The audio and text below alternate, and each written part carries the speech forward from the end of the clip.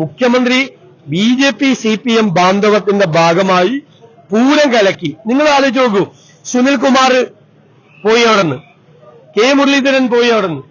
അപ്പോൾ പോലീസിന് പോലും വരാൻ പറ്റാത്ത, മന്ത്രിമാർക്ക് പോലും വരാൻ പറ്റാത്ത സ്ഥലത്തേക്ക് സേവാഭാരതിയുടെ വാനിൽ, ആംബുലൻസിൽ മുമ്പിലും പുറയിലും പോലീസായി ബി.ജെ.പിയുടെ കാൻഡിഡേറ്റ് അവിടെ രക്ഷകനായിട്ട് പ്രത്യക്ഷപ്പെടുകയാണ്. എന്തൊരു നാടകമാണ്! നിങ്ങളിപ്പോ അജിത് കുമാറിന് ഒന്നും ഇത് ചെയ്യണ്ട, ജോലിയിൽ പോയാലും നല്ല നാടക സംവിധായകനായിട്ടും ഒക്കെ ഇങ്ങനെയുള്ള ഈ കലക്കാൻ പരിപാടിയൊക്കെ ആയിട്ട് ഉപയോഗിക്കാൻ പറ്റുന്ന ആളാണ് അദ്ദേഹം. 15 മാസമായിട്ട് അന്വേഷിക്കാറുന്നതിന്റെ കാരണവും കഴിഞ്ഞ 21 ദിവസമായിട്ട് അന്വേഷിക്കാറുന്നതിന്റെ കാരണം മുഖ്യമന്ത്രിയുടെ ദൂതനായിട്ടാണ് അജിത് കുമാർ പോയത് എന്നത് തന്നെയാണ്. ഒരു സംശയം അക്കാര്യത്തിലില്ല. അപ്പൊ ഈ അന്വേഷണത്തിന് എന്ത് പ്രസക്തിയാണ്?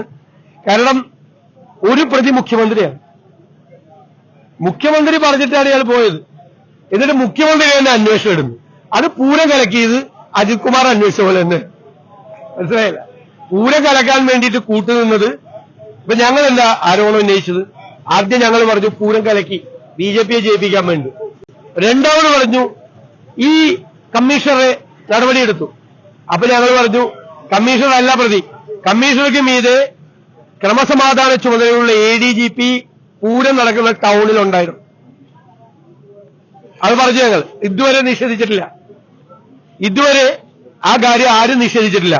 മൂന്നാമതൊരു കാര്യം ഞങ്ങൾ പറഞ്ഞു, സിറ്റി പോലീസ് കമ്മീഷണർ നിരന്തരമായി സാധാരണ എല്ലാ വർഷവും കൊടുക്കുന്ന പോലീസ് മാനേജ്മെന്റിന്റെ ഒരു പ്ലാൻ കൊടുത്തപ്പോ ആ പ്ലാൻ വേണ്ട എന്ന് പറഞ്ഞ് അത് വലിച്ചെറിഞ്ഞ് അജിത് കുമാർ ഒരു പുതിയ പ്ലാൻ ഉണ്ടാക്കി.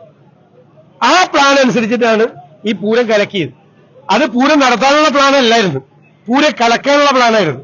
പൂരം കലക്കാനുള്ള പോലീസ് പ്ലാൻ അവതരിപ്പിച്ച അജിത് കുമാറിനെ കൊണ്ട് പൂരം കലക്കിയതിനെ കുറിച്ച് അന്വേഷിപ്പിച്ച ആളാ ഈ മുഖ്യമന്ത്രി. മനസ്സിലായില്ലേ? അവിടെ നിന്ന് പൂരം കലക്കാൻ നേതൃത്വം കൊടുത്ത ആള്, അയാളെ കൊണ്ട് പൂരം കലക്കിയതിനെ കുറിച്ച് അന്വേഷിച്ച് കയ്യിൽ റിപ്പോർട്ട് മേടിച്ചു വെച്ചേക്കാണ്. അതേ പരിപാടിയാണ് ഇപ്പോ മുഖ്യമന്ത്രി കൂടി ഇതിനകത്ത് പ്രതിയാണ്. കാരണം മുഖ്യമന്ത്രിയുടെ നിർദ്ദേശാനുസരണമാണ് ADGP Ajith Kumar RSS general സെക്രട്ടറിയെ കണ്ടത്.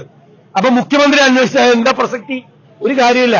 ഇത് ജനങ്ങളുടെ കണ്ണിൽ പൊടിയിടാനുള്ള വെറും ഒരു തന്ത്രം മാത്രം.